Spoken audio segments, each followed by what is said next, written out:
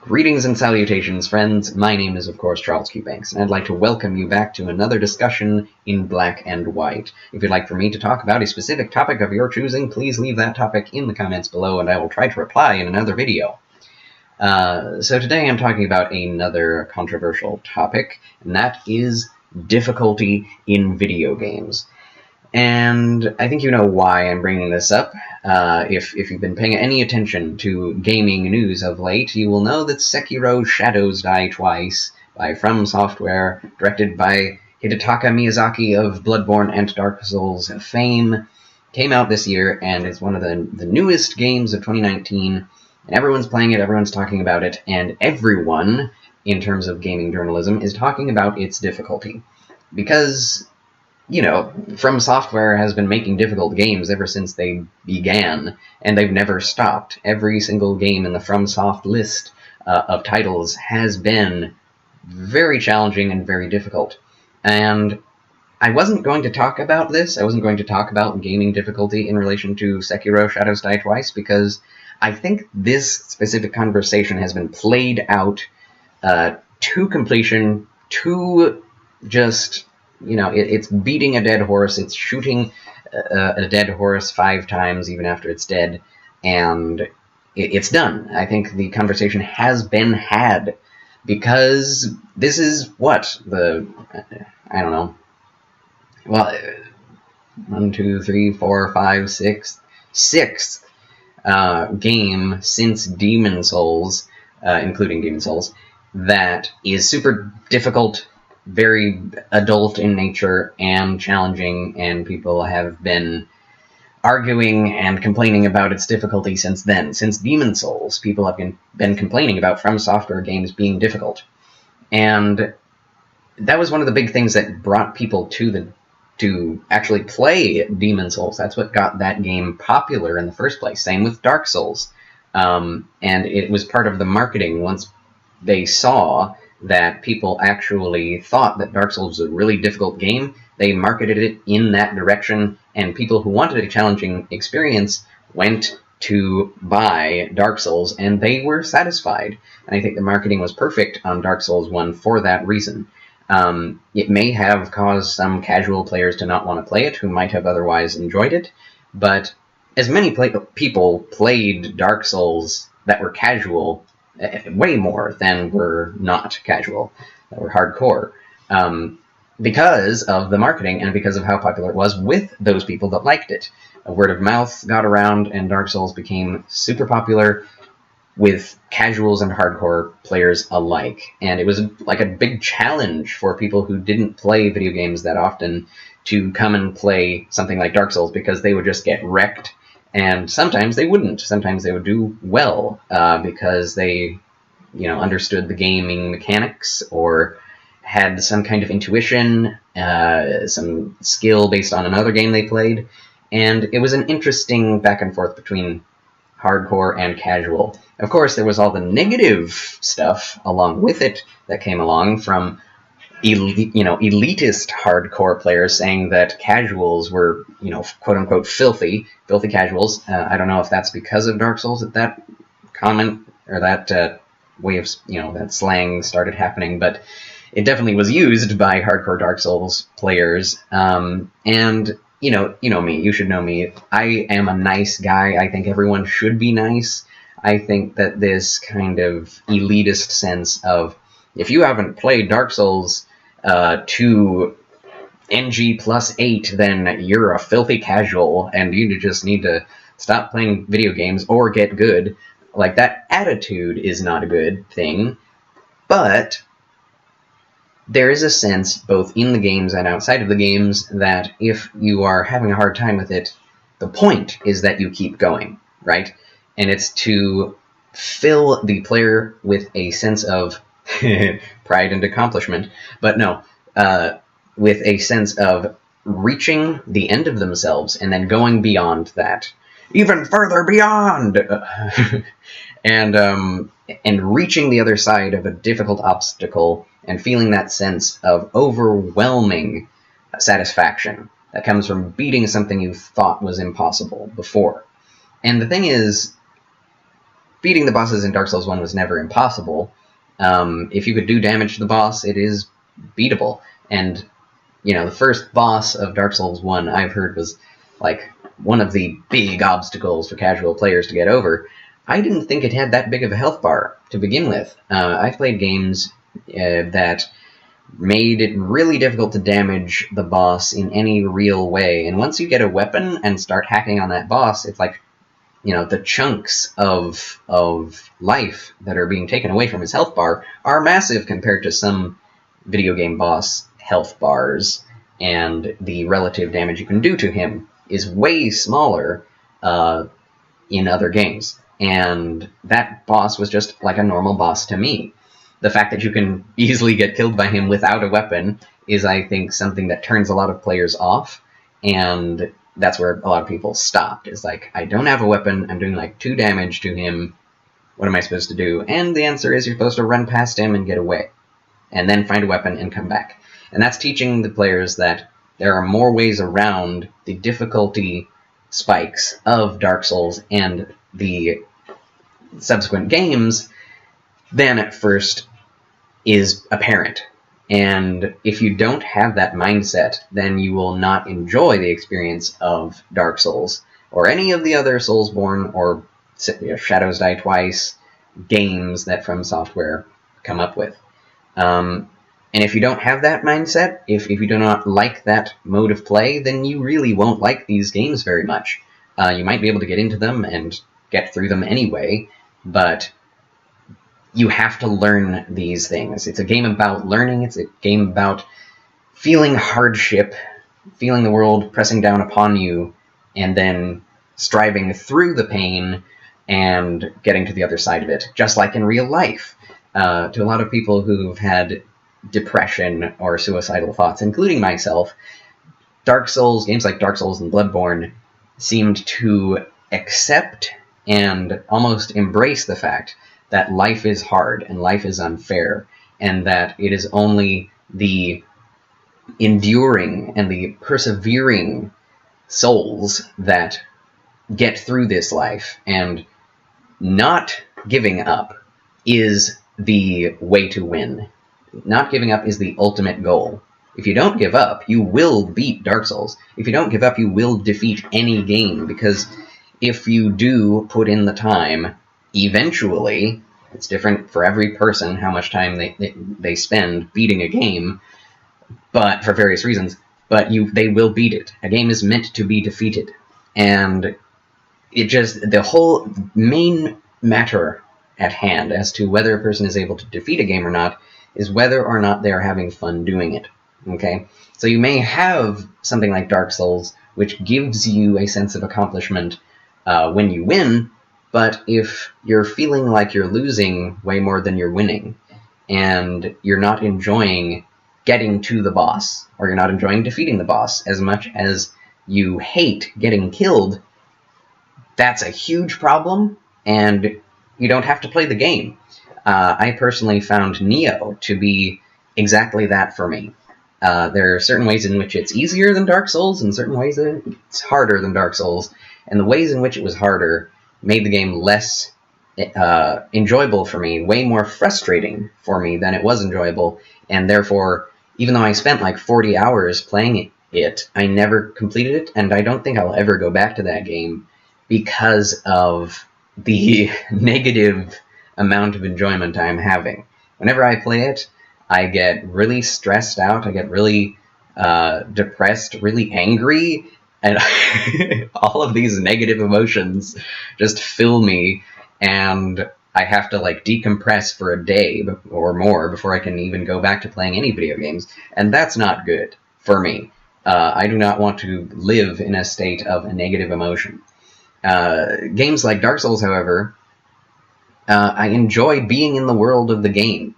Dark Souls 1 has a marvelous and beautiful and strange world that I really love the atmosphere of. And that really makes a lot of difference, as well as the catharsis of killing enemies and the satisfaction of movement and freedom in that game is really enjoyable, even without having to face any bosses. I've said this in one of my streams that I spent like probably 30 plus hours, maybe even 40 plus hours, in the starting 3 areas of Dark Souls 1 before I ever fought a main boss, meaning the gargoyles in particular. Like, I fought the Taurus demon and got to the Undead Burg, and that's, again, one of the first areas of the game, and because I loved fighting the enemies, the small mob ads that are in that area, I just spent tons of time playing in that area, leveling up, and trying different builds just in that area alone. I didn't even feel like I needed to progress because I was having such satisfaction in that beginning area. I then decided, after like 2 years, to complete the game, and I had a lot of fun doing all the rest of it, and there are more areas that I really enjoy being in. Like the, what is it, the Painted World of Ariamis, I think it is called, in Dark Souls 1. Correct me if I'm wrong, that might be Dark Souls 3. But anyway, the Painted World in Dark Souls 1 is fantastic, and I love killing things there. I love being there, hearing the snow crunch beneath your feet, and seeing the snow fall, even though it's, dated by now, it's still beautiful. So yes, so those are my thoughts on Dark Souls difficulty. Now let's get into what people have been saying about Sekiro Shadows Die Twice, saying that it needs to be easier, and that, there are actual articles that say that Sekiro is disrespecting its players because it does not have an easy mode. And yet again, it's like, why? Why do you need to bring this up again? But there are some new perspectives that are being brought up about Sekiro Shadows Die Twice by this this repeated controversy that I've never heard before. And that's that if you are disabled physically and mentally, then you won't enjoy Dark Souls and you won't enjoy Sekiro because it will be inaccessible to you. And that's completely, that makes sense. The problem is, games are not made for those people. And if they are, that's great. If they're not, that's great too. Because I believe, and this gets back to my main point, I believe that games should be made for all manner of people. I think there should be action games. I believe there should be easy games for casual players. I believe there should be multiplayer games. I believe there should be online-only games, even though I hate them, and it's really difficult to have everyone in the world have the internet. So it means that not everyone can play it. I believe that there should be physical copies of games that do not require downloads. I believe there should be downloadable games. I believe that there should be really challenging games and difficult games for the hardcore. I believe that there should be single-player games, only solo experiences like Sekiro, and having a multitude of different influences, multitude of different types of games is what really will help the gaming industry moving forward. Thinking that having all games move in a specific direction will not help anything. Like, trying to fit all games into one stream is just going to make other games outside of that stream appear wrong to people. And that's what's happening to something like Sekiro. It was made for people who can play it, and for people who will play it, and for people who enjoy the satisfaction of defeating a difficult challenge. It was not made for people who don't want that. And the problem is, most of the articles that are being written by people who say that Sekiro needs an easy mode for the sake of the disabled are not themselves disabled.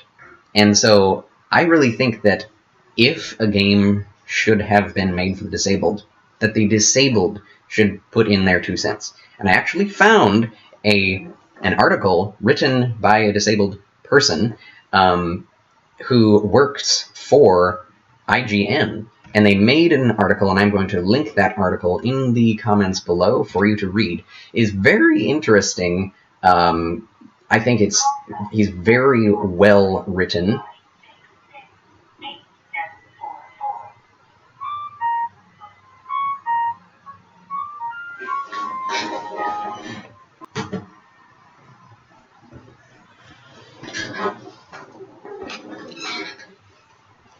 And you should read it. It's called Sekiro. Accessibility in games is about far more than difficulty, quote unquote.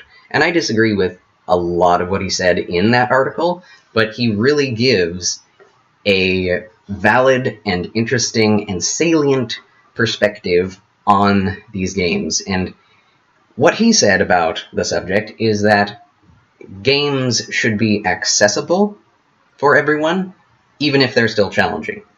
And I think the main thrust of his point was that, but also that he plays all of the From Software games and beat most of them, if not all of them. I don't remember reading that he beat all of them, but he beat Bloodborne and Dark Souls, and it physically hurt him because he physically disabled, and he doesn't, put forth all the ways in which he is disabled, but it physically hurt his hands. His hands cannot manipulate the controller as a normal person can without pain. And so he, with a lot of physical pain, not just mental or psychological pain, got through these games. And that was part of his experience, and he loves those games all the more, specifically because he had to utilize 100% of himself to get through the games. He says that it doesn't have anything to do with skill, but with accessibility. And that Sekiro is very accessible in a lot of ways, but that it could be more accessible. Having settings to change things and make things easier in certain ways for people to be able to overcome their own physical deformities or disabilities. And I think that's great. I totally agree. Whether or not putting in an easy or a hard mode is actually a viable way to accomplish that is definitely a questionable question. Like, that it doesn't have to mean that we should have to be putting easy modes in all of our games. Because there is a point, which I think the best guy ever made, which is that the game experience is very important. If you play a game and there's only one difficulty setting, then you will have the same experience as everyone else who played that game. And you can better judge that game by having that single difficulty. And that if you put in multiple difficulties, then it kind of muddies the waters of conversation and communication about the game. And I agree with that. But, it really does depend on the creator's intentions. If the creator wants to make a game that is accessible to all people, then he should do everything in his power to make it that way. And something about that is interesting about Hidetaka Miyazaki is that the way he creates games is that he sets a date, a day on which the game will be finished. And no matter how broken the game is, no matter how unfinished it is, relatively, he will release the game as is in that state. And so for, I think, Sekiro, it was like 2 or 3 years. I'm not sure. I should check on that. But he set a date for himself, and he released it. And there are a few flaws, and that's one of the reasons why all of the FromSoft games have some graphical glitches and issues. Because that's just one of their philosophies that they put upon themselves. And the fact that he did that means that he could not do more to it, even if he desired, because he thinks that if he had more time, he would just never finish the game. He would continually pick at it and change it until it would, and do it for eternity and never finish it, because that's, he's figured out how his psychology works, and this is how he can actually finish games, which is extremely interesting and is very appropriate to bring up in this debate, because it's like, how could he have built a game around being easy for casual players and harder for hardcore players if he only had that amount of time? What it means is, and especially with like removing multiplayer from Sekiro, not that it was ever in it, it's a solo-only game, It's meant to have a very specific experience, like I stated before, and like Best Guy Ever stated before. Hidetaka Miyazaki and all of the team wanted to make the story one route, one character that the player can play as. It's not a self-insert story. It's a story about a character and about his world. It's not about you making different builds, really. Even though you can change up how you play, and there is definitely some accessibility built into that, it's more about the streamlined gaming experience that you enter this world, you go through the levels, and everyone has the same experience. And seeing that kind of makes all of these arguments about accessibility, about easy modes and hard modes irrelevant. Because it's when people talk about games like Traveler's Tales and games that are more like walking simulators, nobody ever raises the question of should those games be easier or harder, because everyone understands that those games are meant to be an experience. They're not based solely on gameplay, and that's the reason why nobody asked the question. But the problem is that when people cite an issue with a game being too hard, or a game being one way or another, are they taking into consideration the fact that this game, Sekiro, Shadows Die Twice, throw out all the stuff I just said about Dark Souls, by itself, judge it on what it is, on what its merits are. It is meant to be a game like the way it has been created, okay? And that's the only way we can judge it. We can't judge it on what if it had an easy mode, what if it this, what if that. No, what is it made for? And the answer is simple. It was made to be what it is. And the question is, another question that is really gets into the crux of the issue is, what is it? And did it succeed in being what it is? You get what I'm saying? Because, like, when you go back and play through a game like Sonic, okay, 92, 91, the Sonic games all had very linear experience, and they didn't have easy, medium, or hard, because you could play through that game however you want, really. Those games. You could just book it to the end and try not to die, and that there was a lot of luck and a lot of trial and error in that. Or you could slowly make your way through the world, look for all the secrets, look for all the power-ups, look for all the rings, to make sure that you didn't die, and get to the end more slowly. And in that way, it's like, you could call it dynamic difficulty. But the difficulty is baked into the game, right? There's only one difficulty to Sonic, because whether you make it easier on yourself or harder on yourself, playing the game is a certain level of hard. Same thing with Mario. You can take your time with Mario and find all the secrets and play over and over and over to make it quote-unquote easier for yourself, but that doesn't change the fact that it is a certain level of difficulty throughout the experience. And I'd say the same thing even for games with multiple difficulty levels. Halo, for instance, is really known for its use of multiple difficulty levels, and for having extreme difficulty in its most extreme legendary difficulty level or setting. But when you start playing Halo, there is a specific feeling of movement and how the game controls that objectively, and this is my theory, that it objectively puts into place, by dint of being what it is, a specific difficulty level because of how it was made.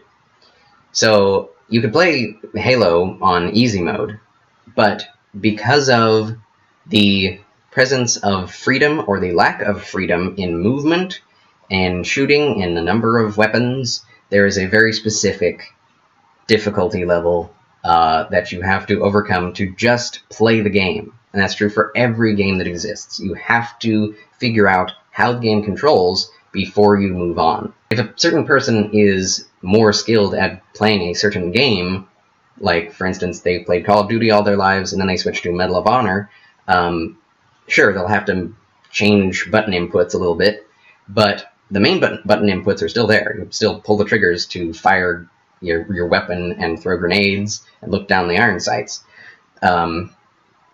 But they still have a level of ability because of how they used to play Call of Duty games, which carries over to Medal of Honor. It doesn't make Medal of Honor easier because they are better at it. It just means that the person playing it is more skilled. With Sekiro, that has a very specific difficulty of, even if they decreased the damage outputs and the amount of health that each enemy has in Sekiro, there's still a difficulty in figuring out how fast your character reacts to your button inputs. And that it's very different than Dark Souls and Bloodborne. It's a little slower than a lot of fast weapons in Bloodborne, but it's a little faster than most weapons in Dark Souls, if that makes sense. And that's something that you also have to learn. So that's difficulty right there, in a sense. So, judging by the basic difficulty of Sekiro, there's that difficulty, and then the difficulty that is more relative to multiple people when they come up against specific bosses and enemies who can utilize different abilities, and you can utilize different abilities to deal with them. And I guess my main point is that we need not judge games harshly for whether or not they have easy modes or hard modes, but rather judge them for what difficulty there is in the game, and each person may have a different subjective opinion on how they liked the difficulty in the game. Maybe they would have liked it harder, maybe they would have liked it easier, but that is a hypothetical game that does not exist. You either like the game this much, or you like the game this much, or this much. And it'll be different for every person. And you can strive for excellence in video games, and make games with different difficulty settings if you want. But if the game is meant to be a specific experience, and it is made without a difficulty slider, then that is not a detriment to the game. It may not even be a boon to the game, but it is what the game was meant to be. And maybe if Hidetaka Miyazaki had had more time, he might have inputted an easy or a harder mode. But then a lot of Dark Souls players probably would have been a lot more rageful. Might have been a lot harder on Sekiro if that were the case. And then we'd be having a totally different issue here. And in that case, I'd say they've been branching out. They'd be branching out and accept the game for what it is as well. I personally like a game to have a specific difficulty, and if you're able to beat that game, then that's great. But I don't think it's morally wrong to have a game have multiple difficulties. It's a preference thing, and if Sekiro somehow maintained its quality at lower levels of play, like having an easy setting, that would be great, wouldn't it? Yes, it would. So I hope this has been an interesting discussion, and that I had a few more points than maybe someone else did, because this is a huge issue in gaming right now, and it continues to be, and I cannot believe how relevant it still is, because it seems to me that this has been done to death. But yeah, there's no reason to take sides necessarily. If Sekiro had an easy mode, I'd be fine with it. The fact that it doesn't, I'm fine with it. And that's all I have to say on the matter. Thanks for watching. God bless, and I'll see you in the next one. Until then, farewell.